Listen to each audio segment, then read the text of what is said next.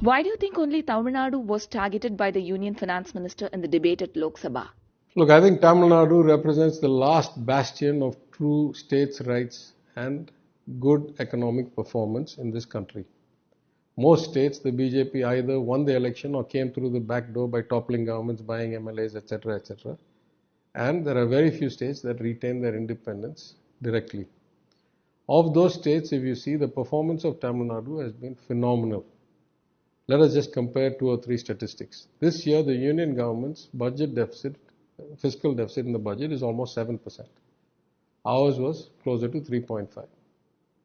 Today, inflation in this country is almost 8%. Ours was closer to 5%.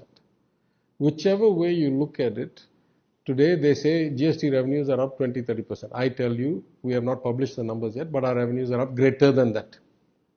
So here we have a functioning government that is showing compassion, social justice, and yet delivering superior returns. This rubs the notion of the colonial powers in Delhi the wrong way. The colonial powers in Delhi would have us believe that all laws only they know how to make.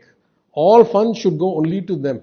All control should be in their hands. And the state should become mere empty vassals and slaves saying, yes sir, 3 bags full. But Tamil Nadu shows that you can go another way and do better. So this is the reason why Tamil Nadu is always targeted, in my opinion, and why the very principles that Thiru Narendra Modi, when he was Chief Minister of Gujarat for 13 years, the very principles that he espoused, that when we espouse them now, we find we're in direct contrast and contradiction with the union government, because all of a sudden the champions of states' rights have become the worst authoritarians in the history of India.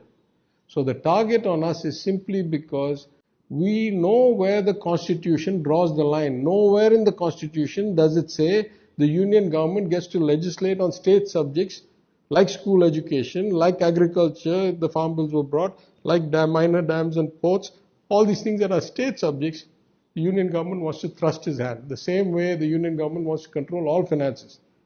Every finance commission, we get less and less of our tax money back.